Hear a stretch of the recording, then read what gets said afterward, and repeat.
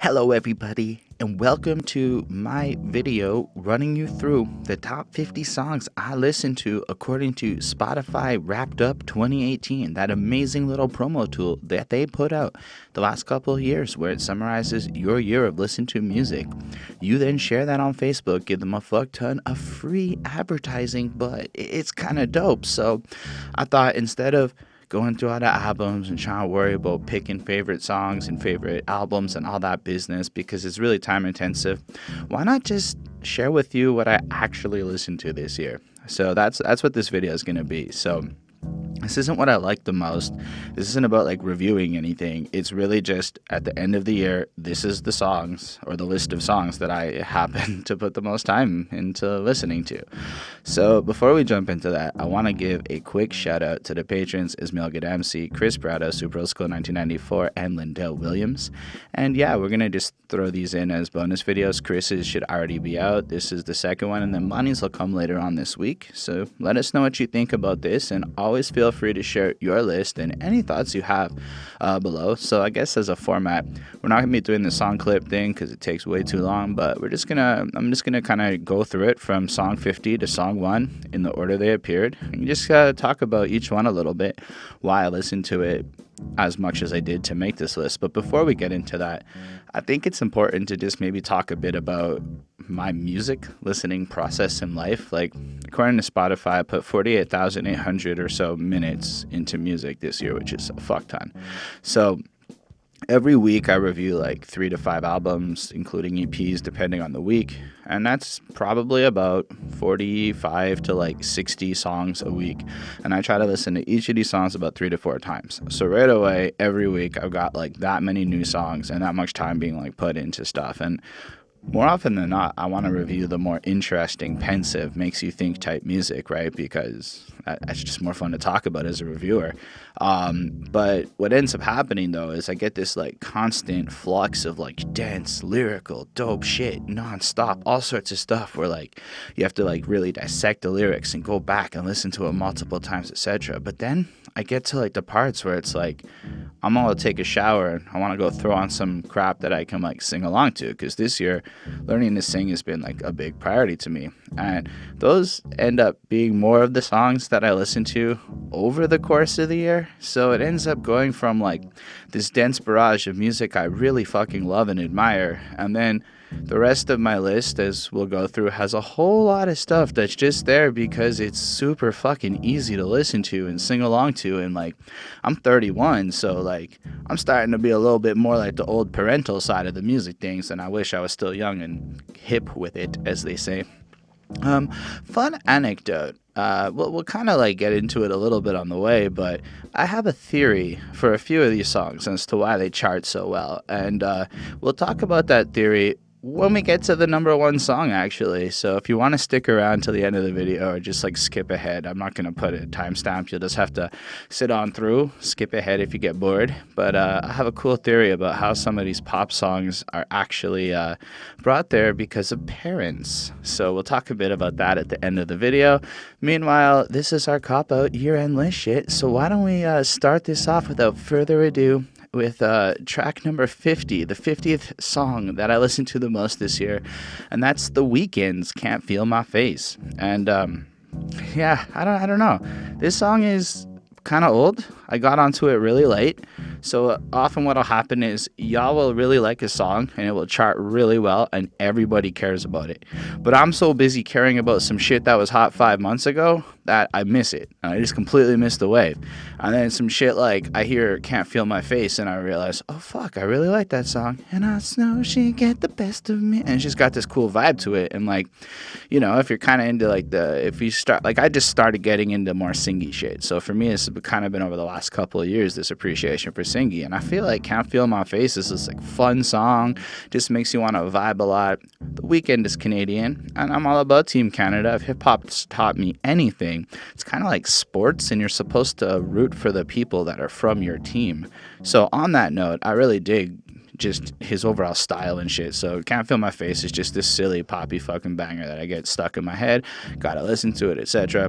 Don't have a lot to say about it really. It's kind of a vapid little song about getting faded and meeting a girl, party, whatever, but it's so airy and the singing is so interesting. Anyway, next up, the number 49 on this list is actually the Insane Clown Posse's Hocus Pocus.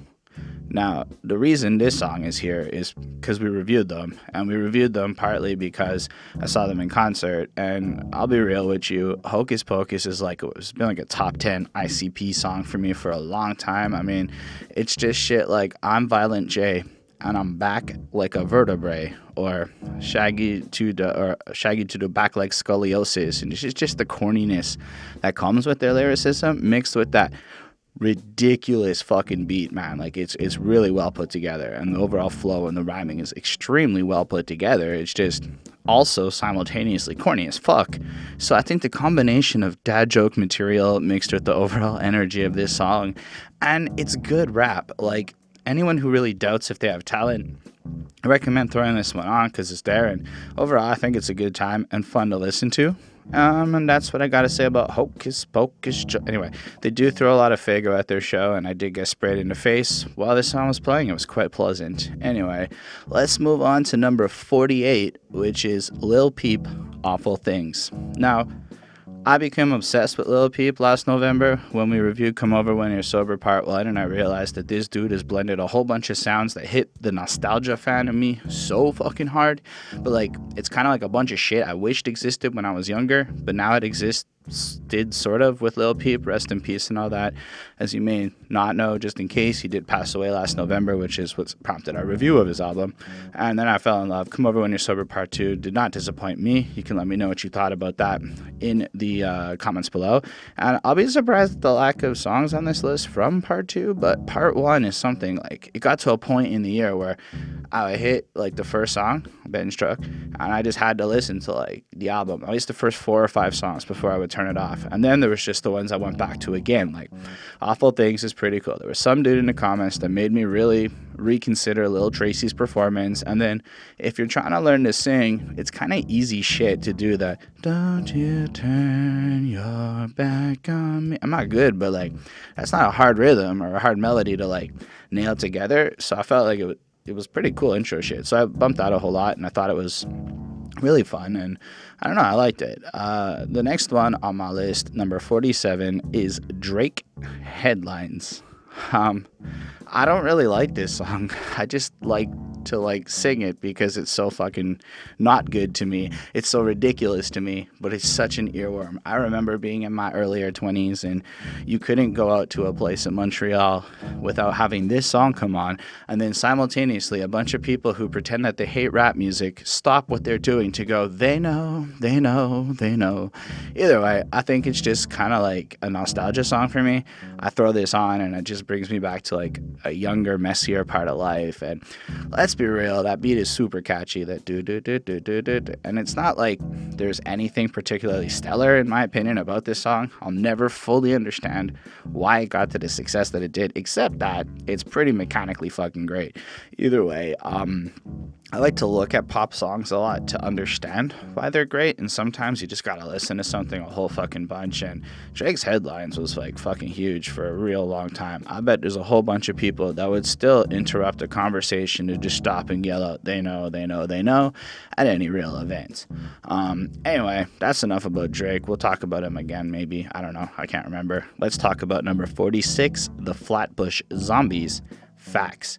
I know that on Chris's list he had a few songs, but this is off this same album, which I can't remember the name of it, but you should check it out. If I were to make an album of the year list, this one is definitely on it, contender for top 5. They have such a distinct style. It doesn't sound like anyone else really. It just kind of sounds like some dudes trying to push the genre forward in a direction that adheres to like good lyrics. And to co-sign that is Jadakiss on this song.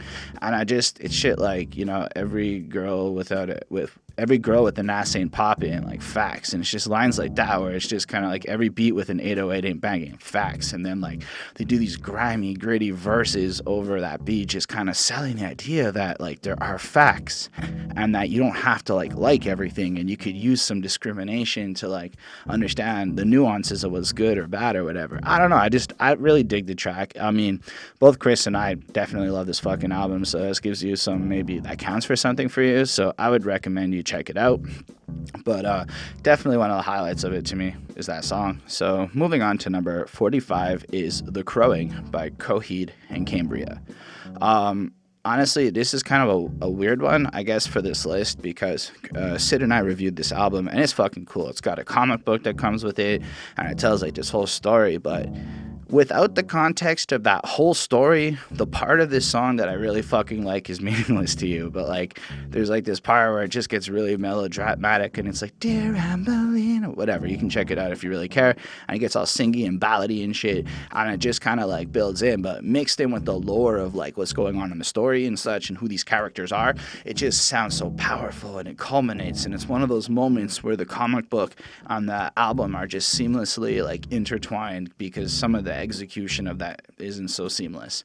In fact, the album's kind of confusing as fuck without the comic book. But if you do go through that effort and read it, and you get to that part of the album, understanding who everybody is, it just culminates into like this 6-minute epic fucking track. And if you're into the rock side of things, I highly recommend it, because it's a standalone pretty cool song, even if you don't understand what the lyrics are. But that's what that is. So why don't we move on then to track number 44 on this list, which is Lil Wayne's Mr. Carter. So we listened to like the Carter 3 this year. We reviewed it at some point, and I'd never really given it a fair chance. And I think the combination of Lil Wayne and Jay-Z just doing this fly-ass fucking thing for this Mr. Carter beat, like, Mr. Carter, hello, tell me where you been, like, just from that hello that Wayne does at the beginning, it creates this like charm. And then you realize that like the two Mr. Carters kind of really, at this point in time at least, we're kind of running some shit right now. And I feel like it's like Titans collaborating and creating this epic but justifiably humble fucking song, where it's almost like Jay-Z co-signing Lil Wayne is a legitimate force in the industry, and it's like a torch being passed or some shit. It's fucking epic. I really think it's a cool song, and it's one that I discovered for the first time, and so for a bunch of you it might be like a regular, but if you never heard it, I think it's one of the finer pieces of Mr. Carter's collection. Get it? Mr. Carter's. Anyway, I'm not that funny, so I don't have a lot to say about it except that the beat's cool and it's got this cute charm to it, and I really dig it. Next up, for number 43, we have Kanye West and Lil Pump's I Love It.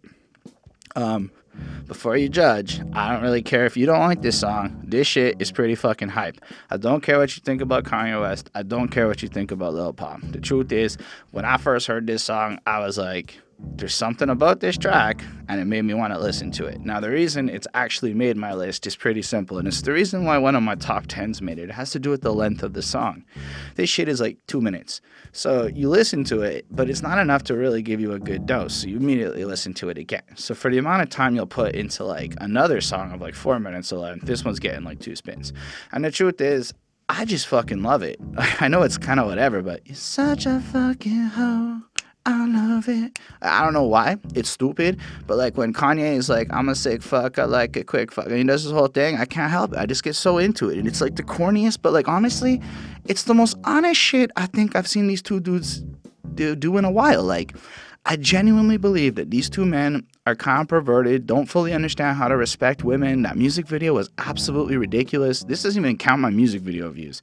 But like everything about it I thought was like this charming little window into like a note, like this is behind the smoke screen. Kanye West and Lil Pumps are just dudes who want to fuck and like girls that are down for that shit and encourage feminism in order to get laid more. So take what you want out of that, but I think this is a great little 2-minute Pornhub award song, and I'm happy it exists. That music video cracked me the fuck up. I could watch it. I don't know. You love it, hate it, whatever. I think that song's cool. It hit my top 50 songs this year, according to what I listened to.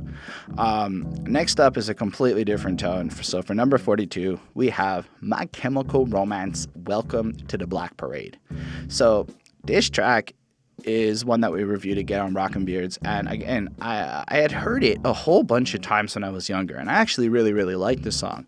But I didn't really know the story of the Black Parade. So the significance of like this track and the placement of the album and the whole lore that goes around it, because that's something that I think you really start to appreciate more when you review albums, is when a band creates lore to support it, like touring as the Black Parade for like 2 years and shit. Anyway, so then when I listened to it again with the full context of the album, it was like this thing clicked in me on how brilliant this song really is, from the grandiose start to the like punk-driven, faster parts later on. And it's fun.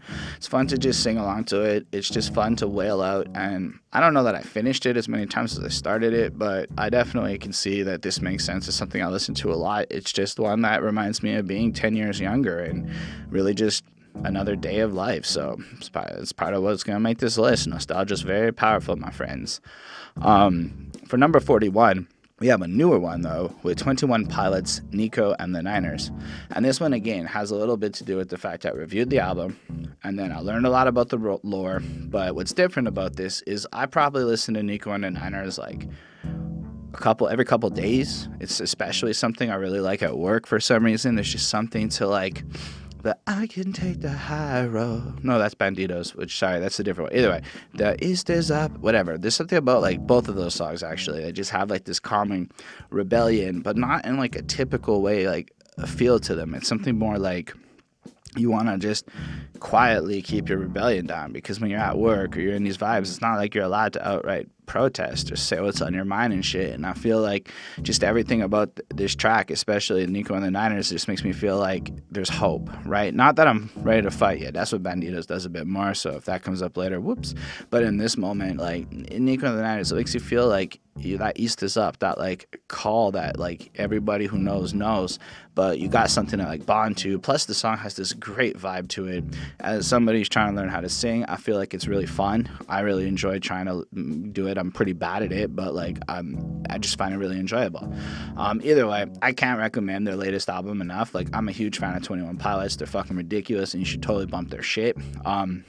Next up, we have Future at number 40 with Mask Off. So Bonnie went away to like this wedding thing, the bridal shower shit, and she came home and she complained about this Mask Off song by Future a whole bunch, and I'd never heard it before. I mean, I'm certain I heard it, but we had reviewed the album that it wasn't on that came out the week after this one was on, so at that time I was all Futured out.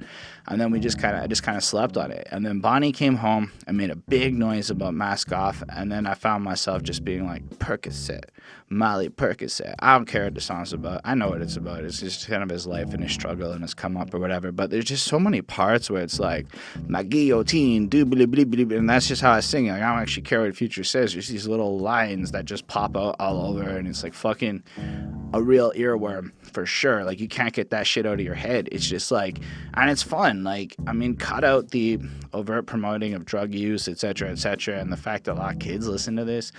Cut out that side of the conversation. And like, it's a really fun boppy song, and I get why Bonnie maybe didn't like it, but like, she ended up making me have this be the song I listen to 40th for like this list and whatever.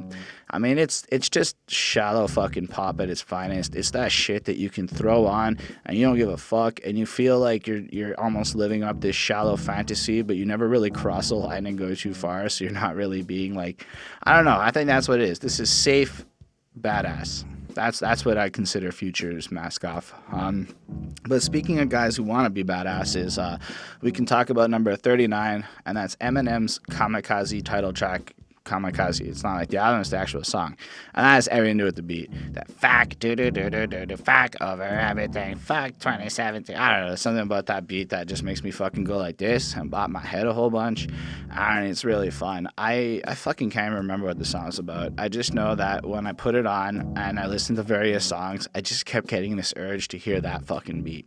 To hear that fuck, like, it just, that's it. That is pretty much all that song does for me, is that it reminds me of the overt levels of silliness.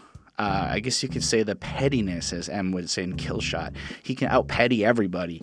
And yeah, that's what I feel about this one. This is just like fucking Offended or whatever off of Revival, which is one of my favorites. I like Revival, fight me.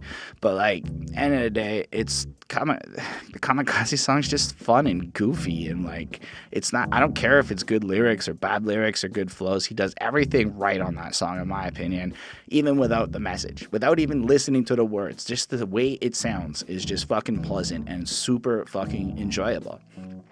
Another one that is super fucking enjoyable to listen to, but maybe less pleasant, is number 38 with Kendrick Lamar's No Makeup.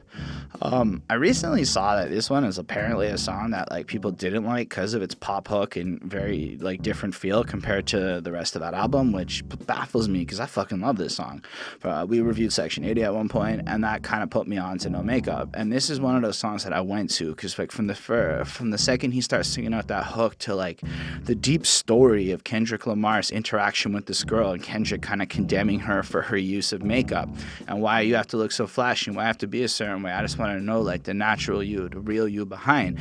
And then it's contrasted and it's almost like it rewinds, but now it's her verse. And as you hear Kendrick interrupt, it's almost like she responds and talks about how like she kind of gets beat and shit, and this is a bad thing. And I feel like the narrative's so powerful. And then Kendrick drops some go sober messaging into that like hook and or the bridge after, and it's kind of like it's a good song. I think it's a well-rounded like pop song from Kendrick. That's kind of what it is, but it's really easy to listen to.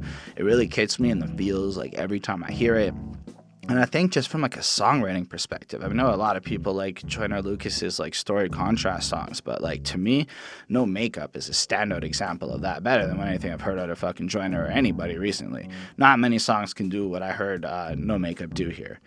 Let's move on then to number 37, which is from Come Over When You're Sober Part 2. That's right, it's Lil Peep, it's Cry Alone, and I just kind of like how it sounds. The do-do-do-do-do-do-do kind of beat and rhythm to it, where it really embraces some of that more punkish side of the instrumentaling. And then, honestly, the repetition, which would normally bother me and other people, I feel like Peep knows how to make that shit work proper. And it's not a lot of lyrics here, but like, I want to cry alone right now, you know, sipping on a styrofoam right now.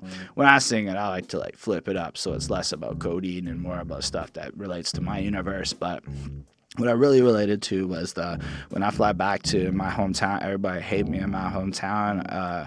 Whatever, I want to burn my whole high school into the ground. And that whole little section, like, I can relate to that. People don't fucking like me. Even you watching me might not even like me. You might just think my brain is a little bit interesting. I respect that. So in light of the angst that I've carried over since high school, this is some shit that really taps into teenage angsty me.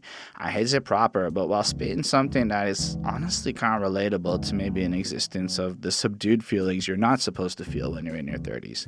Either way, I love what Lil Peep did on this song. I listen to this a whole fucking lot, and you gotta keep in mind it only dropped kind of recent, and I didn't hear no old version of it. We're talking about the official Cry Alone Lil Peep version that hit Spotify like maybe less than 3 months ago.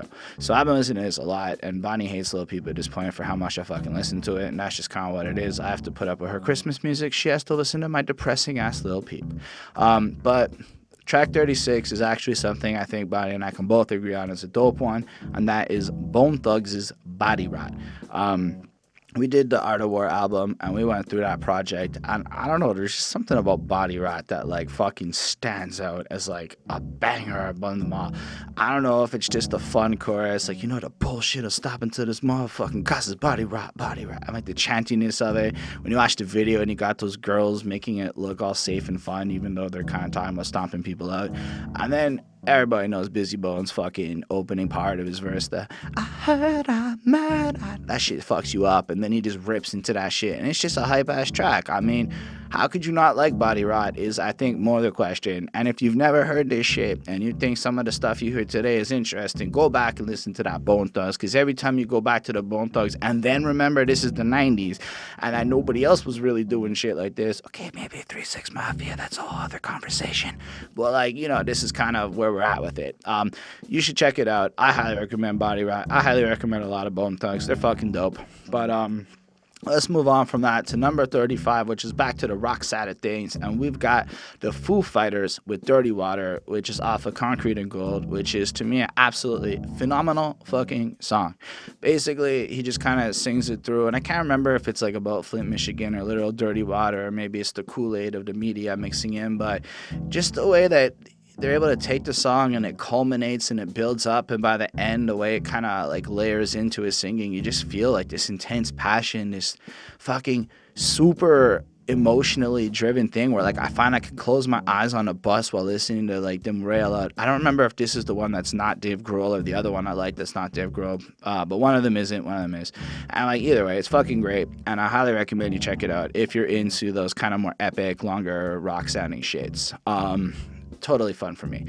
The next one, number 34, is again off of the Great Milenko, and this is the Insane Clown Posse's Southwest Voodoo. Now, this one is a little bit more like, I didn't realize how much I liked the song till I was in the mosh pit, and the mosh pit started, and I realized what kind of song Southwest Voodoo was, and I was moshing out, getting sprayed in the face with Fago and shit. And I don't know if it's because that memory is so fucking dope, or the song is so fucking dope, but I think the song is fucking dope. Like, it's got this kind of almost Tech 90 mosh pit banger feel to it. Maybe not in terms of technical prowess, but from like a beat perspective. It's goofy as fuck. It really plays into their like witchy voodoo kind of bullshit that they play up on, but really it has this energy of fun that goes throughout this whole song that makes you just want to bounce around. That makes you actually want to move. That it's almost like your body gets infected with their Southwest Voodoo. And I think that's the charm of that track. And I think it's totally something to listen to. You gotta be a bit open-minded if you're going down ICP land. But if you are that type of person and you have not heard Southwest Voodoo and you into rap songs that make you want to jump around, I highly recommend that shit. And then maybe throw on Jump Around after, because, you know, House of Pain and whatnot. I digress. That's not on my list. But what is, for number 33, is Nicki Minaj's Chun-Li. I wasn't sure why this one was here. This is the only song I felt the need to like go listen to again to remember what the fuck it was that I really liked about this. And then I heard the beat, and I remember that it's the combination of two things. It's the beat, because it's fucking ridiculous and it makes you just want to be bum bum ba ba dim boom, and then it's that flow, that bing bong bitch I'm King Kong, that whole like, it just makes everybody feel like they want to go out there and fight and be like the evil villain of hip hop and shit. And the fact that it's Nicki totally helps. It's pretty fucking dope. At first, when I first heard it, like when it dropped as a single, I was like, whatever. But then I went through Queen and I got to this song, having heard The Majesty, having heard a couple other ones. It was like, whoa, this shit's pretty fucking fun to listen to, especially because I find it better than most of the rest of Majesty. It's definitely a standout track off of that. Either way, it's fun. It's again on that silly vibe. It makes you just want to bounce around. Like sometimes you're washing some dishes and you don't want to listen to some heavy ass shit. You want to listen to Nicki Minaj flossing because it's just easy fucking listening, all things considered. However, I don't always like easy fucking listening, and number 32 is a good reflection of that with Scarface's No Tears. And I can tell you this one is here because of that line, like I can't talk to my mother, so I can't talk to my mother, so I talk to my diary. You know, that whole the killer up inside of me shit, that one lyric, the whole culmination, the way it builds up, like, now the funeral is over. And, you know, it just kind of flows into this whole situation of this cold, stoic existence that Scarface puts on, leading up to that moment when he yells out that line, and it's like the album's called The Diary, and, you know, you got this whole, like, culmination of tracks that, like, play it out, and all things considered, I really like Scarface. When I heard that album, The Diary, I was like, wow, this is some gritty, real, like, fucking energetic and interesting shit. All things considered, if you want hard-hitting, every line slaps you in the face stuff, and you don't know this song, I highly recommend it. A lot of your favorite rappers probably bump this shit, so maybe you should check that out. And yeah, see, my list has all sorts of different crap on it, because I like all sorts of different types of music. But the next one is one that I didn't like at first. I slept on it and it turned into a song I fucking loved, and that is at number 31, Meek Mill's Wins and Losses. I'm not gonna lie, is that little intro part that comes in, and then he's like, no enemies around me shall prosper, blah, blah, blah, and he sounds like he's fucking kind of going a little too, like, crazy fast, and then he just, as I walk through the whatever, with my ladder and leaning my flex, fuck it, I don't know other words, I'm the realist in it, I just happen to rap, and then he goes on a bit, and it's that, fuck up, new whatever, I'm fucking the lyrics, I don't care. I really like that shit. But like when he goes wins and then losses, grew up being bosses, shoot a pussy in the head if he crosses, and it's just like these lines like this, and then the beat just stacks up, and like every time you think you're banging harder, the beat makes you want to go a little bit harder, all the way to like the end of the fucking song. Like you've already upped your level of energy like 7 times by the time like the real fucking intense part of the beat and everything kicks in. And I don't think there's a song on this list that currently, as of today, when I'm recording this, gets me more hyped right now to go do anything than Wins and Losses by Meek Mills, because I think it's like a fucking dope summary of life. So even if I fucked up the lyrics, I probably look stupid as fuck when I'm listening to this. Like I can't even help it. I got full gesticulation mode on, like wins and them losses, grow up feeling boss. You know, I just get real into it. I just want to like swag out like I look cooler than I do. Anyway, it's a fantastic song, and for those of you into that more like upbeat kind of vibe, that fight music type shit, I recommend that one. That's how I feel about it. And then for number 30, we bring it into a 2018 jam. I hope that I really enjoyed. It's Nipsey Hussle's Last Time That I Checked. And this is one that I like because it just oozes with like this authenticity. Like this is a guy who knows what the fuck he's doing. I mean, from selling mixtapes at like $100 a pop to bang out $100,000 in like a day on a mixtape just because people fucking dig what he does. Like this is a guy who knows what the fuck is up, and he's kept it legitimate. He's kept it running, and I think he's joined by YG on this. And it's just Last Time That I Checked, there were 5 chains from my neck, and it's just got like this swagger with every fucking delivery point. And he's like my age, so like to see dudes my age dropping dope ass shit that isn't like over the top, that sounds like I put in that work, and even if motherfuckers ain't seen it, I'm still me. I still keep it like this, and you know, maybe you owe me some respect, but he does it in such a way that makes me want to give him that respect. I don't know if that's my favorite song off that album, but I really fucking enjoyed that one, and I highly recommend you check out that Nipsey Hussle album that came out. I highly recommend you check out Last Time I Checked. Fucking dope song. Anyway, as Chris said, when he got to track 30, we're almost there. I completely disagree. We still got a bit more than halfway to go, so we're going to keep at it. Number 29, Eminem's Not Alike. I like this because of a song that I like way closer to the beginning of my list, but it has to do with the hook, the raindrop, cyclops, whatever, and just like hearing Eminem kind of spoof on that Migos flow, hearing Eminem kind of spoof on that shit is really comical to me. And then we did do a couple of videos surrounding the beef with MGK and all that, and I think of all the songs, Not Alike is one of my favorite ones as far as songs goes, because it's just so goofy and fun. Royce is like really cool to listen to, but I definitely don't think he's like the selling point of that song for me. It's really just like Eminem being like, that's how much we have in common. Hey, that's how much we have in common. And like that's it. That little bit there and that chorus is like pretty much what makes me want to listen to that over and over and over again. It doesn't even make sense. Y'all probably like it for the verses. I mean, I kind of stopped listening a bit when the verses are on. That's kind of when my brain goes into autopilot mode and I drift off a little bit and I come back in for the hook again, and that's what I really like about that track. It's a great fucking hook. It's a fun beat, and I believe it comes like right next to Kamikaze on the album, so in my head I can't listen to that and then not listen to Kamikaze. So that's kind of how it got to that. Both of these songs made it onto here, even though I'm still saying Revival is my Eminem album. That's what's up. Number 28 is a song I slept on for a very long time. It's A$AP Ferg's Plain Jane, and that's because I heard Slob on my knob for the first time, and then I realized that Plain Jane, and this is actually because of a Vox fucking video for Earworm series. That little white girl there does a really good fucking job with teaching shit, and she got me to discover Juicy J's Slob on My Knob, which then got me to A$AP Ferg's Plain Jane because of the sucker dick or something part there. Y'all know what I'm talking about.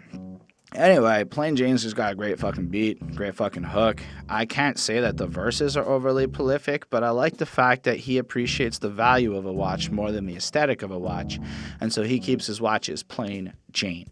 And from a business perspective, I like that. That's something I can get behind, because watches without the diamonds, as I understand it, go up in value, and when you put the diamonds on the watch, as I understand it, the value depreciates in most cases, and that isn't something that's good. It's not really a smart approach to, you know, collecting assets like fine-ass jewelry. Not that I have this shit. This is just what I hear through like the grapevines of life. Anyway, I really like that song Plain Jane, mostly because of the connection to Slava My Knob. And let's be real, Slava My Knob's dope, but like Plain Jane's a little bit more fun in terms of what they do with the evolution of the beat and the feel of it all. Number 27, we go back to Lil Peep with Spotlight, and this one wasn't on any of the albums, but it was the first thing that came out right after Come Over When You're Sober Part 1 came out, and Spotlight drops, and Marshmello was like, I never heard of him before that. Now I think I know who Marshmello is because he's apparently like YouTube's poster boy for like music people these days. Fun facts. I don't know. He's corporate as fuck. But either way, this song came out and I thought it had a great beat. Good job on that, Marshmello. I like your beat. I think Peep did a really cool song in terms of that jaded relationship, sex, love, dirty, everything's confusing, painful shit that he was kind of selling. And all things considered, the song is just, he just gets stuck in my head. I just keep listening to it. I think it's fucking cool. And I mean, compared to like, I guess again, Lil Peep hits like this sweet spot for me where there isn't a lot by him that I in the last couple of years that has come out that I don't like. I didn't like Four Gold Chains, so there's at least one I didn't like, but I did really dig Spotlight. And I don't know if you like pop Peep, go ahead and bump that. I don't know who to recommend Peep to. You either like him or you don't. Number 26, approaching the real halfway point of this list, we have Mika with El Madi, and that one's pretty straightforward. A girl once upon a time back in the day who I was trying to fornicate with showed me this song, and then I was like, oh, that's fun, and it's completely French, and I understand French, so that wasn't really an obstacle. And I think it's about the only song in French I listen to now, and it's because like it's got this like super dancey part, and it's like pourquoi tu gâches ta vie, pourquoi tu gâches ta vie, pourquoi tu gâches ta vie, dance, and it's got, I don't know, it's really fucking catchy, and like it kind of is about like a guy whose priorities are being questioned, and like a mother is like telling him to enjoy life and go push some shit or whatever, and it's just really sweet and innocuous. And you know, like pourquoi tu gâches ta vie is like, why are you wasting your life? And like it's kind of like a fun little shit, and for me it's like, you know, it's kind of cool to, I mean, French has always been something I struggled with learning growing up, so to be able to be like elle me dit écrit une chanson comme tant, pas une chanson d'écriment, une chanson que tout le monde aime, like for y'all it's probably nothing. For me it's like, yeah, I can do some French shit. Anyway, that's my favorite French song, and sometimes I just want, and it's fucking ridiculous, and what Mika can do with his voice, if you don't know him, it's pretty crazy. He's a very talented person. He does multiple languages, and I highly recommend him if you're into like really out there talented music. Not people who are trying to trend hop, people who are just trying to do what they do, and often that comes out kind of weird to a lot of people. Anyway, the next artist also starts with an M. That's 25. That's MGK. That's The Gunner. Now, this is back when MGK was fucking alright. This is when we did Bloom. This was like the only real song off of Bloom that I still listen to. And that's when his decline started, in my opinion. As far as the beef goes, whatever. Killshot clearly smiked him, and then MGK gave up. I mean, he misrepresented statistics, assuming that everyone was stupid. It's like, you can't be flossing how you have number ones when Eminem's song is even on that platform yet in a competition, because that type of shit is not what The Gunner is. But The Gunner is a hype-ass song, and I didn't like it at first. And it was one that I actually was kind of critical of and was not really feeling was a good song the first time. I felt like it was like an Alpha Omega light. And it turned out that the more I listened to it, the way that beat comes in, the way the gunshots play into the beat, the pa, pa, I am the gunner. And it just like flows in, and it almost feels like a boss version. Whereas Alpha Omega has something to prove. He is now establishing he knows who the fuck he is here. And then he proceeded to do a lot of drugs, pushing his 30s, and came out sounding like a bit of a loser on his last album. If you don't like that, well, turn 30 and tell me you still support what MGK does, and whatever. We'll have that conversation then. But being a guy who is in around the same age as this dude, it's like, okay, in my world, you know, the guys who act like you tend to not be the smartest tools in the shed. And I think it reflects in how he's targeting kids and pushing a lifestyle on young people that I don't fully agree with, mostly because he's pushing that lifestyle on young people, and that's kind of his whole shtick. It's like showing off kids listening to your Binge album, which is, come on, dude. Anyway, ethics aside, I shouldn't be doing that. The Gunner is a fucking great song. Binge did have a couple of okay songs, excluding Rap Devil. There was a couple. There was at least one more I liked off of it. Anyway, let's move on to something a little more depressing, but definitely more awesome, and that's number 24 with The Offspring, The End of the Line. This is another one where on the review I was handing out fives to like everything on that fucking album, and I didn't give this one a five, and I guess it stuck with me because it was like the first time I really heard it, and then my grandmother passed away, and this is most definitely a song about death, and I don't know. Ever since she passed away, it's not even like we were that close, but I guess there's now a reason to care about songs about death that I never had before. And listening to the nuance of it, like, you know, please stay alive for me. Please hold on. I can't make it on my own. It's the end of the line. You know, like it's just the sentiment of wanting that person to be here more because the idea of life without them is kind of shitty. And the way that he sings it, and it's so fast and it's so punky, but at the same time, it packs all the emotions that you'd be hoping for in this kind of songs while staying so true to form to what they do. I think it's truly remarkable, and I'm going to probably have that in my rotation for a long, long time still. If you like the punk side of things and you haven't heard that one, and you're also looking for death songs to grieve to, I would recommend that shit. Number 23 is going to be 21 Pilots Banditos. We already touched on that a bit earlier in the video, but this one is like the subdued person's rebellion music. Like, I can take the high road, but I know that I'm going low because I'm a bandito, you know? Like, you got to do what you got to do. You're not able to necessarily play. You get to a place of success, etc., by playing by all the rules. And what I really relate to is just this idea of being okay with the fact that sometimes you have to go low to get high or to whatever. And if you couple that with, like, you know, you picture it with Nico and the Niners with their, like, jumpsuits on, blending in, they can't be seen. Now they're cruising underneath the city of Dima to escape and shit. And I'm not gonna lie, if you know the whole lore of this fucking album, you're gonna like it a lot more than if you don't. Otherwise, it might just come off like whatever. But even as a standalone song, I think Banditos is pretty fucking cool. And I would highly recommend anybody to go ahead and check that shit out.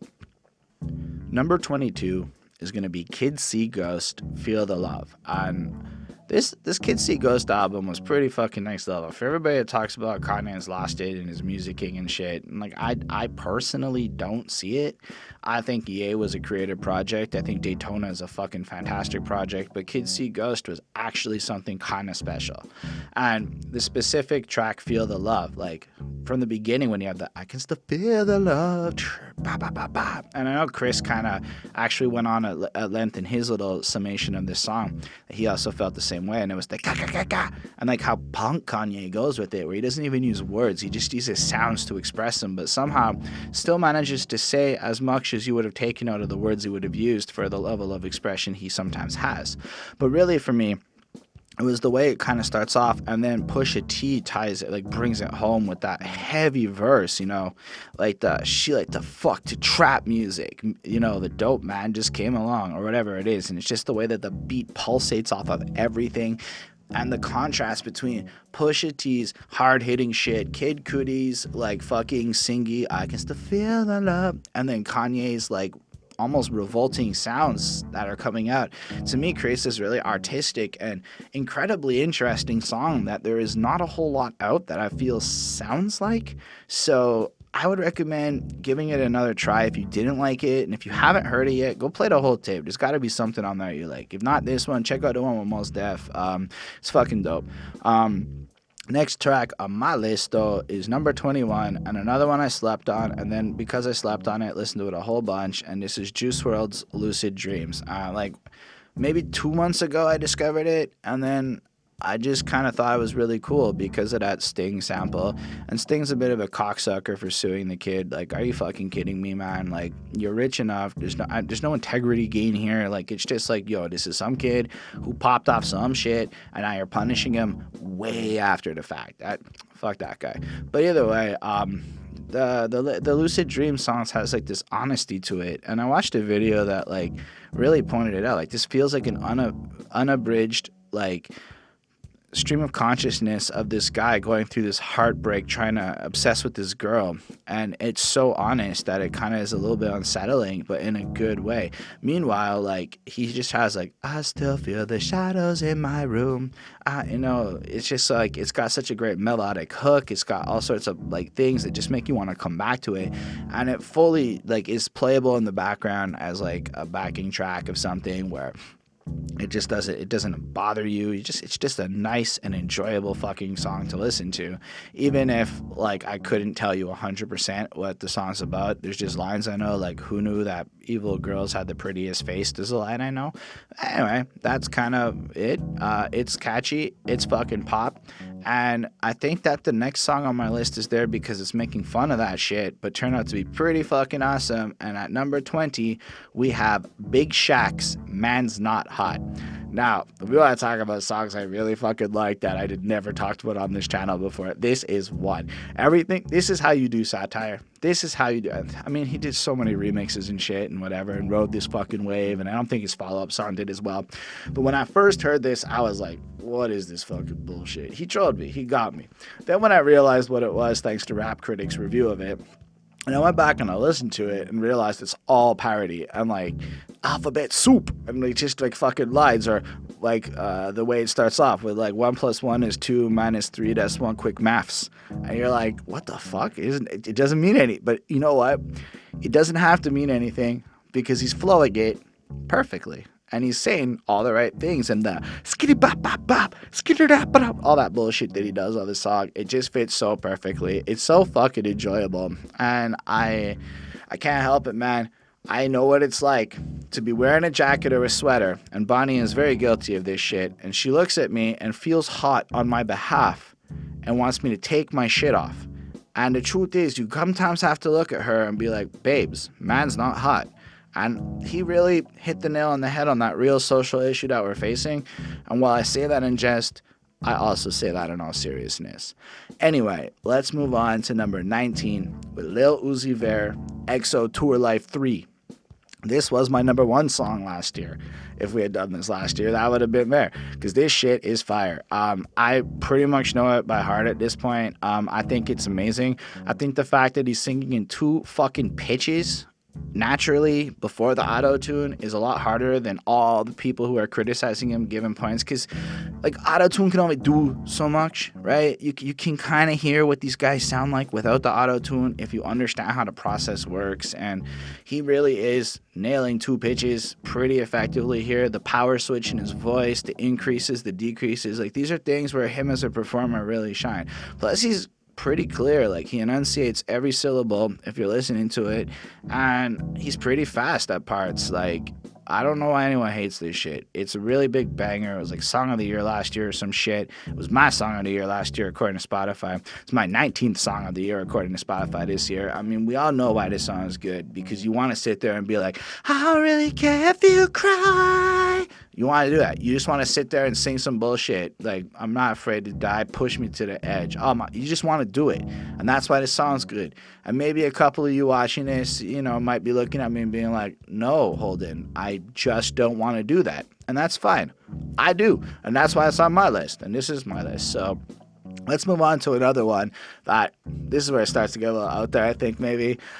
This year, I discovered, because of Todd in the Shadows, Scatman John's Scatman Skibap Bop, which you probably right now are going, what? And hold on. That song. The Scatman, like this. And if you've heard this song, you know what the fuck I'm talking about. If you haven't, go pause it, play it, and then you come back and be like, okay, that shit made some sense. And yeah, this song is like the most positive and uplifting thing I've ever heard. See, Scatman John had a stutter. And because of his stutter, he kind of came off with what became scat. Now, what's fascinating about scat is essentially jazz mumbling. So it is the literal art of mumble rap is scat, which was really fucking prolific in like the 40s and 50s. I believe guys like Louis Armstrong and shit are notorious for their mumble rapping skills, also known as scat, which adds a complete musical legitimacy to it if it's done correctly and interestingly. So the more you know is that, yeah, jazz had mumble right before y'all made fun of it. Either way, I think scat's a fascinating part of music, and I enjoy it. I think it's my education into scat made me really appreciate melodic mouth noises and shit like what Designer does a lot more. Because in a sense, you could say Designer does a lot of scat bebop type shit up in his rap music. And if Scatman John could make it really cool, and all sorts of jazz people back in the day could make it really cool, it takes a certain degree of pretentiousness to just sit there and shit on it like it lacks any talent. And Scatman John taught me all of that. Plus, he's all about, like, he uses his stutter and he goes really quick, and this became his weapon. He apparently created like the Scatman's universe and released like 3 albums full of proactive, positive, love everybody type shit. And then he died on stage in Japan because he was fucking huge in Japan, and it was really sad. And we don't have Scatman John with us, but he's a real like triumph story, and I really think you should give it a chance. It's not necessarily music you're gonna like, but come on, everybody likes fucking that one song. Anyway, number 17 is Nicki Minaj's Majesty. And I love this song. From the hook, whatever you say, Mrs. Majesty. And then it was at this moment when Eminem goes, ow, ow, ow. I was done. It had me. Had all the cheesy ass pop shit I needed. And then the boom shaka laka laka, boom shaka laka la. And then Nicki comes out with that, I got the money and the power now. I hear this like, yep, this song's got it. It's got all the crazy elements. I'll watch the performer, whatever. Beats fucking hype. I now know that the Nicki challenge is when she flies to Prague. I'm like, I feel like the song is like okay at that point. The hook is really doing it. But then Eminem's verse is pretty ridiculous. She invites me to the condo, and then wait for it. Oh, oh, oh. And then you're like, oh yeah. That's pretty good. Anyway, he goes like pretty fucking fast. I think he actually goes faster than Rap God. So for those who like speed, Nicki Minaj has it right there with Majesty. I think it's well constructed. I can't get enough of it, to be honest with you. Every time it comes on, it puts a smile on my face. I listen to it up until the part where she starts going, jealousy is a bitch, die slow or whatever. That part's kind of lame.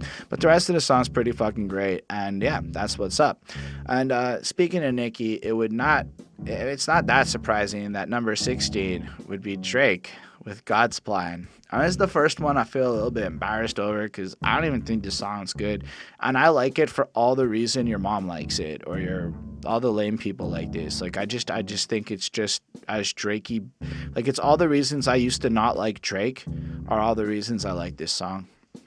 That's what it is. It's the perfect like blend of happy and sad Drake. Like sometimes I feel sometimes I feel good, sometimes I don't. Hey, you know, like that's like the classic Drake in a nutshell.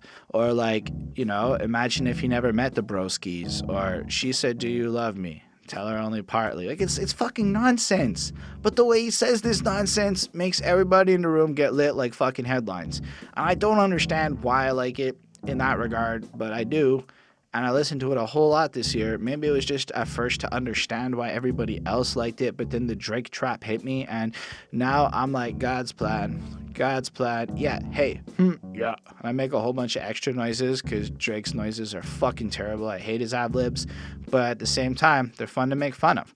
Another band that is really fun to make fun of is my number 15 pick with Good Charlotte and their cover of Lil Peep's Awful Things, which was my number 48. So somehow the Good Charlotte version got played significantly more than the Lil Peep version, and that is actually the same song on my list twice because it's a different song. It's a cover by Good Charlotte. I love Good Charlotte. They're one of the lamest bands I love. And I say that because they still market their shit to 18-year-old kids, but they do it well, and that appeals to the 18-year-old in me. But when they made this cover of Awful Things, it felt sincere, it felt genuine, it felt really true to form to what the actual song was. And even like they flip keys for the little Tracy part, they do it all really well. And like it was like, wow, this actually makes sense. And if you wanted to hear like kind of what I hear in general, a sense when I listen to Lil Peep, this cover does take out some of the more hip-hoppy side and makes it more of like a Good Charlotte song, which shows a little bit of like what I think is dope about Lil Peep is how much he tapped into it, that he basically wrote a Good Charlotte song. And when Good Charlotte sang it, it was like, yeah, this could have been a Good Charlotte song. Anyway, it's really cool. I'm not done with Lil Peep. There's still one more, but in the meantime, we're going to talk about number 14 with Migos, Stir Fry. Now, Chris, gave this little speech about how I convinced him not to like Migos anymore, and I feel really shitty because now I kind of dig certain Migos tracks, and I get it. Migos is like ad-lib kings. They ad-lib like Eminem ad-libs in terms of skill. There's almost nobody that can ad-lib better than Quavo and them and Offset. I don't know about the other one. Takeoff's okay, but like I really listened to this shit, and the main reason was because I wanted to perform at a hip-hop karaoke, and then the theme flipped up, so I changed my mind last minute. But I really heard it when we reviewed Culture 2, and Stir Fry just stood out to me. So, in the kitchen wrist twisted like a stir fry, in the kitchen wrist twisting like a stir fry, and he did that 8 times in a row and made it sound good, and I was like, how the fuck did he just say the same line 8 times in a row, and somehow I'm not bored or annoyed by it? And so I spent all year trying to figure out how to say the same line 8 times in a row and not sound lame by the end of it. So I learned that. And in general, I feel like Offset has a really great performance on that second verse when he like kind of goes into some trickier flows and shit. Quavo starts us off nicely. Overall, it's just a catchy, upbeat, like when you're drunk in the club and you want some bullshit to sing to kind of song. And I think those are the greatest shits in the world to veg out to. Like, I sometimes like to sing in the 8 to 10 minute walk from the bus stop to the office place at work. And this is a good one for that purpose. A better one, though, like a more respectable song, I think, is my number 13 choice with J. Cole's ATM. This is just the most bangerist earworm, catchiest track that was on the KOD project. The KOD project to me is like all substance, but like it's lacking a lot of replayability in the songs in terms of making me want to go and just like bang out to them. And again, a lot of these songs are on this list not because I think they're the most incredible songs in the world, but they're there because I enjoy listening to them more in the mindless parts between reviewing all sorts of dense shit. And I feel like ATM is a good middle ground. It's got like a great like satirical point to it while simultaneously being something like you just want to put on and just like bop your head to, and it's got a lot of repetition and shit, and it's well done, it's well executed. It's definitely nowhere close to being my favorite J. Cole song, but evidently I listened to it a whole bunch this year. It was probably like a whole bunch in a short period of time, but I stacked enough views or spins on that song that it retained its place throughout the year. And I know that is exactly what happened with the next song, number 12, Cardi B's Kodak Yellow. Or Bodak Yellow? I don't remember what it's fucking called. Whatever. Basically, I came across this song long after everyone else did, once she started getting all sorts of headlines. I think it was when Philip DeFranco did a video that showed the Victoria's Secret lingerie model people getting in trouble for dropping the N-bomb singing along to this. And then I was like, wait, what does the song sound like? And then I played it, and that beat is pretty fucking infectious and snappy. And it's not like her flow's over the top, but she does have a lot of swagger in her delivery. And for all the people that want to talk about whatever in terms of originality and complexity of flow, there is something to having swagger in your delivery. ODB did not necessarily write his rhymes, but only ODB was able to properly like deliver those lines as an example. So I don't think many can do what Cardi B does in terms of conveying just like breeziness, this like easy fucking flair at rhyming. And even if you don't like her personality, I think Kodak or Bodak Yellow, I wrote down the fucking wrong name, I'm sure of it, is a great example of that. Either way, I love that song. I don't think it's like a favorite song of mine, but when I'm looking for airy pop music to just coast to, it's just like you just can't help but like love it. And if you ever sing that shit when girls are around, it doesn't make you look bad. Moving on to number 11, we have the Red Hot Chili Peppers' Other Side. Now, this is a song I have loved since I'm young, but I forgot a little bit about because time moves on. And then we reviewed the Californication album on the channel, and I fell in love with Other Side. Now, what happened for that is I was going to review it one week, and it ended up being like 5 or 6 weeks later that we did it. So I had all the review done, and then I was just listening to Other Side, and I realized I really wanted to learn how to sing Other Side. And on a good day, I've gotten to a pretty good place with it. Bonnie disagrees maybe a bit with me, but come a long way, and I sang it over and over again. I would put it on in the shower and sing it.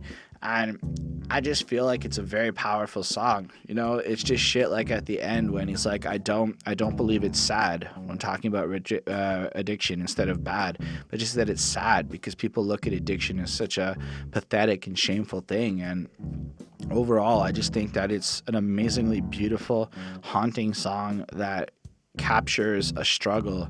And it's really, I mean, if you haven't heard it, I highly recommend you do. Like, Macklemore jacked it for his Other Side remix shit that he put out like back, and that's one of the songs that made him blow up. That's how fucking good it is. And anyway, Flea's pretty fucking famous. Flea's apparently the bassist off of Bust a Move by Young MC. Some fun facts I learned recently. Anyway, that's it for the top 40. Now we're going to move into the top 10. And for number 10, we have one of the songs that I believe to be almost empirically perfect on my quest of empirically perfect songs, and that is Stevie Nicks' Edge of 17. Oh, you heard me.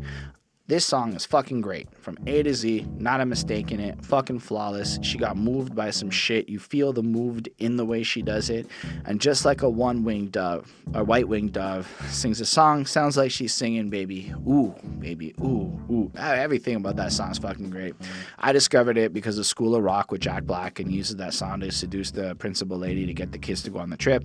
And I never really listened to it. But when I put it on at one point, because Melanie Z, who I've collaborated with this year, was listening to it, and I spy on some people on Spotify and what they listen to. That's right. Spotify's got the Stalk Your Friends feature. It's actually kind of a good way to be reminded of stuff like Edge of 17 by Stevie Nicks. So I put that on, and I was like, this is good. And I mean, I don't really need to explain why it's good. Once you go hear it, you'll see that it's got that epic level timelessness to it. And then you'll be spinning it too, even if it's not your genre. And it's a really great song. I mean, if you're into songwriting, I highly recommend checking it out just because of the education value of how can I achieve something so timeless and amazing sounding. I have basically a lot of the same reasons why number 9 is my number 9, and that's Seal's Kiss from a Rose. And if you know this song, you know that it's got a lot of the same amazing qualities that, like, just like the da da da da da da da da, like that, like riff there, that vocal stuff. It just gets stuck in your head. It builds out to like this huge ballad. Like, it was like meant for the early 90s. It was just Seal got handed a fucking free gimme of like superstardom, and like the song is just great. Like, you play it anytime. Anybody who hears it that I've met seems to appreciate it, if not like it. It's got a lot of layering, a lot of subtleties in it, like just notes that change, or the way he approaches it, the way he gets louder and more impactful as time goes on. And I just think that as far as timelessness goes, in 100 years, people will still be singing Seal's Kiss from a Rose next to Edge of 17. And of everything on my list, those two might be the most classic songs that are on it, which is sad because I like a lot of the other ones more than I like these songs. Because from a preferences point of view, it's not the same thing. These are here from like the musician type in me looking for perfection in music, and these are two examples that I think are there.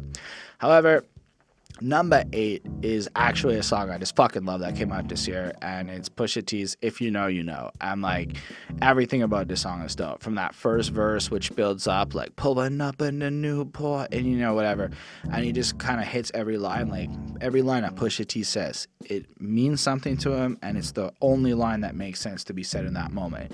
And then it just builds up and all this ambiguous shit to like end up, if you know, you know. And then Kanye drops in that next level beat on top of it, and it just starts like, feels like the entire vibe just shifts, and he just kind of describes a bunch of shit until he gets to that part. He's like, where were you when Big Meech brought the tigers in, cause I was out in the streets, you know, whatever. And it's just fucking great. Passion, energy, but most importantly, when you Google like everything, you know, it's a little bit hard to find out, but evidently Pusha T knows. And I think what I like the most about that is his lack of desire for you to know what the fuck he's talking about. He wants you to go figure it out. And if you don't know, the song isn't for you, and he's unapologetic about that. And I think it's incredible. And I think that was a consistent theme on Daytona, and it's definitely one of my favorite albums that came out this year. This is definitely one of my favorite songs that came out this year. This would make my top 10 song list if I were to make that list, and it deserves to be in the 8th most whatever song that I've listened to. and I really dug it.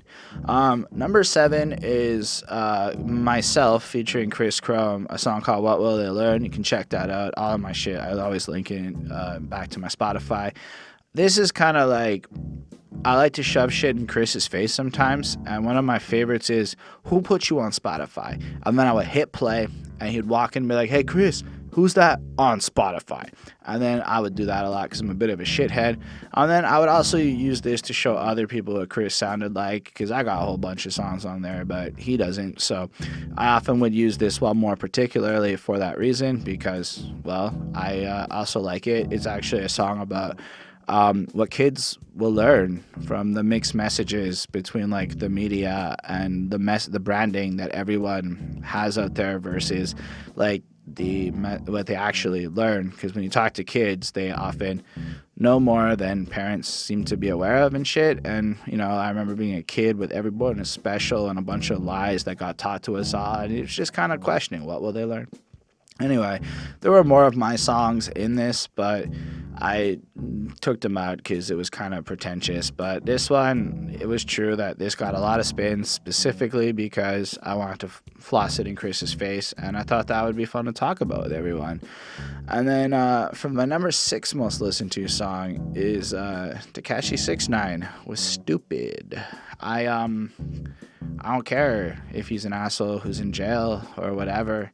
This is a good beat, and he does really good things on this beat. Like, there's many times where I'm just like, bitch, I'm silly, something chapter in your city, we in your city, I shut up my head, and the fuck is like, I don't know. I mean, I know what the song is, I know who he is, but this is excellent. I want to fight music. But what really sold me on it is when he goes, bozo, bitch, are you dumb to dumb dumb dumb to dumb dumb dumb stupid? And that was pretty clever to me, right? Because he calls you a bozo and then questions if you're dumb. Following it up, because linguistically, when you triple up on a word like that, stupid, it actually adds power, and you can make a linguistic, poetic argument that that is good writing. And the fact that 6ix9ine did that, and it was like, oh, you did some good writing techniques and shit for once, I was like, okay, I'm feeling it. I respect it, and that was really, really cool to me. The song is 2 minutes, and when I first heard it, I listened to it like 30 times in the first couple of days, because it's 2 minutes, so you keep restarting it, and it's really short. The Bobby Shmurda part is, I hate it. I just want to skip over, and it's not because of whatever. It's like Bobby Shmurda didn't try. It just feels like he phoned it in, get it? Not only did he like literally phone it in, but it feels like he just didn't give a fuck. He's like, oh, 6ix9ine, you're gonna pay me? Oh, you paid me? Here's the fucking verse. That's what it felt like to me. But I really like the hook. I really like the overall feel. And I don't like that I like this song this much and that it's this high on my list. But, I mean, objectively, it's a pretty good tear it up rage song. That's what it is. As we move into the top 5 songs I like this year, or listened to this year, number 5 is at least a little doper, in my opinion, with Brockhampton's Sister Nation. Now, this song is like one of those, it just brings me to a place of social caring, right? Like, the first part's kind of drastic and all over, the sister part. And it's cool, and I really think it's got a great vibe from the drink with the apple pie with it, yeah. I mean, right away, you already got yourself thinking, like, wait, that's a good commentary on capitalism and shit. And then moves on. But it's when you get to the second part, when the beat flips and it's Nation, and it's all of the black members of the group describing certain anecdotal experiences and the feelings they had associated with them, that you realize that this is some next level, powerful, delivered, whatever. And like, I could just picture it being live, and every time I hear it, it kind of gives me the chills a little bit. Like, I don't know. I feel like this is a beautifully put together song. It's got both these hype, fun energies mixed with this serious, solemn energy, culminating in like an emotional rush that not many songs can give you. And I think it's one of the best at this. Plus, Brockhampton in general is dope. I've liked both the albums I've heard from them, which is Saturation 3 and Iridescent, or whatever the last one was. I really dug it. I highly recommend you check that out if you have not.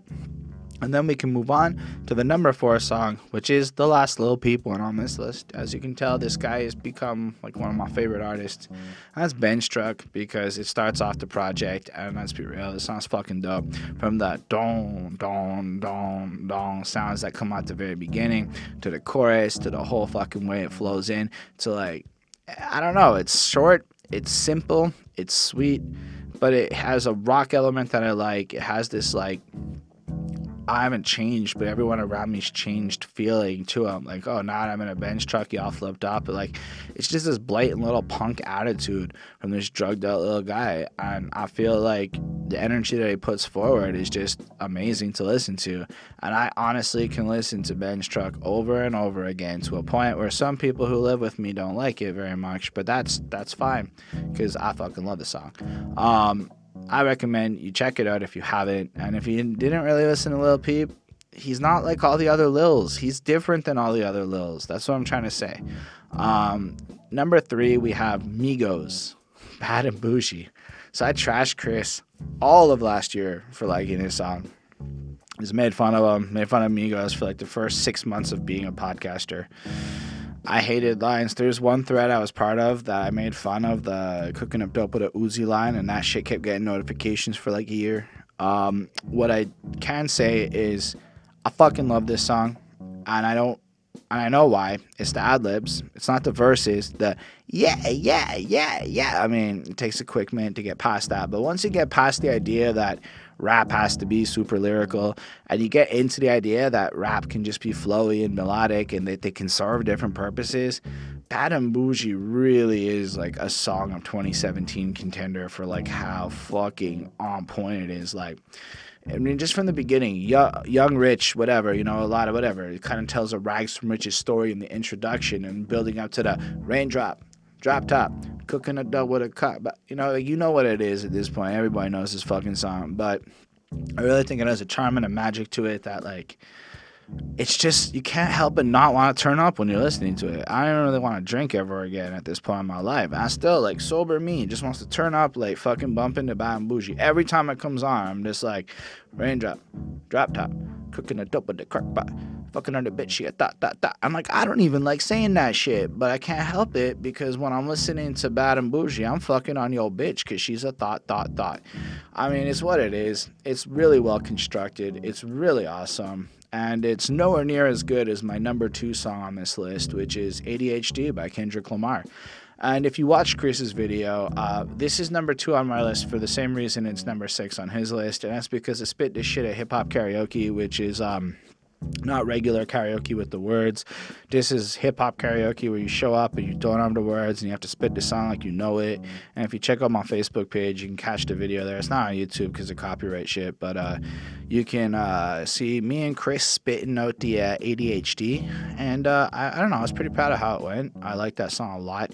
Being born in 87 puts me at basically the same age as Kendrick, so a lot of what he rapped about in ADHD is shit that's relatable regardless of your skin color or socioeconomic background, because he touches on some like pretty much my generation's got this intoxicant escapist problem.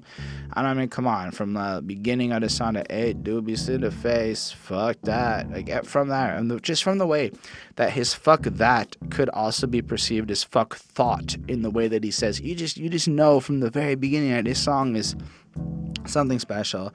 The melodic part at the end, everything about it. Like, Kendrick was pretty cool on Section 80. Apparently in 2018, Section 80 was my Kendrick album, even though we reviewed To Pimp a Butterfly this year.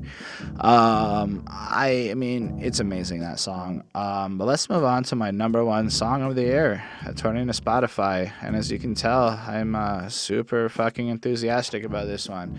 But the thing is, for number 1, I've been fucking hoes and popping peelies, man. I feel just like a rock star. That's right, Post Malone. Now let's talk about my theory. I believe that this happened to me too. And it's the same thing that happened to many parents out there. Your kids, 8 to like 16, are bumping Post Malone because they just think it sounds good. And then you hear it, and you hear that beat, and let's be real, that is like the beat. I don't know that there are many beats I've heard since I heard Rockstar that are better than Rockstar. It is one of the best beats that I've heard in the last year and a half or so. I again got on Rockstar a little bit late, but I started picturing it. So the kid goes, boop, boop, boop, this is a good song. Parent goes, I don't know how technology works. Put that on my Spotify list. Parent knows that they have their Spotify list. They get into their car, they drive to work. They go to the beginning of their Spotify playlist, which always plays the same songs in the same order. And at the beginning of that list, for many parents, somewhere up there is probably this fucking Post Malone Rockstar song, because it's been #1 on Canada all year, according to Spotify's lists, all year. So you can see how teenagers are influencing parents to play. So I did I was supposed to pick music for the office party at work this year, and I did a little survey. And what I found out, it was I was getting requests for like Tyga and Bad Bobby and other weird shit from parents, like people almost at the age of 50 or higher who don't know what this music is. In fact, I got a request for Post Malone's Rockstar, and I'm like, have you ever heard the lyrics? Like, I know what this song's about. Do you? And then she's like, oh no, I've never heard that. And I'm like, this is hilarious. And that's how Post Malone Rockstar gets to #1. Nah, that's a fucking earworm, must be real. I hate 21 Savage's verse on this shit. I think it's the most boring, dry, non-rockstar sounding shit ever. Frankly, I think Post Malone doesn't sound like a rockstar. I think this is the least rockstar sounding rockstar song ever. But I can't help it. And you hear it come on, and you're like, I've been fucking hoes and popping pills, man, I feel just like a rock star. And then you're like moving on or whatever. Or like, I don't know, dude, your girlfriend is a groupie, she just try to get in, saying I'm with the band, and you're just like, this song is so fucking dumb. But yet, it's my #1 this year, and when I saw that, I was like, I review hip-hop and talk about quality hip-hop all year long. Spotify's like, your favorite genre is pop rap, and then this list shows up, and I'm like, fuck, eh? I spend so much time listening to dance hip-hop that this is what I listen to the rest of the time. And that's my list. And that's let me know what you thought of this. Honestly, creating a top 10 album list would require me to go listen to every album and come up with one, and I don't think I can do that now. I do have a couple videos I'll be making, which will be the top classic rap albums I've discovered since doing this channel. That'll come early in the year, but again, it's going to take a lot of research and re-listening to albums, which gets in the way of making the new album reviews. So this Spotify wrapped up 2018 summary of our top 50 songs, I thought this was a cool way to do it without like... We're just trying something new. I don't know if other creators are doing this stuff, but since we use Spotify almost exclusively, pay $130 Canadian each to this corporation, I thought it would be cool to use this tool to do what Apple Music users can do all year round at this one time. I even had to like write it out on an Excel sheet just in case like the list disappeared when I got to recording this. Anyway, thank y'all for checking it out. I still find it baffling that some of y'all care what I think. I know some of you don't, but I know some of you do, which is so fucking cool. Before we end this, a special thanks to the patrons, Lindell Williams, Super Old School 1994, Chris Prada, Ismail Gadamsi. They support what we do. They want to see us grow. If you want to support that, you can join the request pool where you get to force our hand and we do album reviews that you want us to do, that you pick the artist for. We'll get better gear, better equipment. You'll get access to content early and cooler perks as we get better shit in order. If you don't like that, please hit that subscribe button, hit that like button, leave a comment telling me what your favorite songs were this year, what your favorite albums were. Maybe if enough of you ask for it, we'll see what we can do about album of the year list. But mine will be trash because I just don't have the time to research it. It'll just be like fucking willy-nilly, and I don't want to do that to y'all and put out stupid opinions. This was just why I listen to songs, so I could easily make that video because I know why I listen to all 50 of those songs. But that's that. Also, I put out an album November 2nd. It was 5 songs. It's an EP to promote the bigger version of the album coming early this year. Because, yeah, we do make music. And let me know what you're excited about in 2019, new albums and shit. Let's wrap up the year in a conversation in the comments. So thank y'all for watching. Really, really appreciate it. Bonnie's version of this will be out soon. Peace.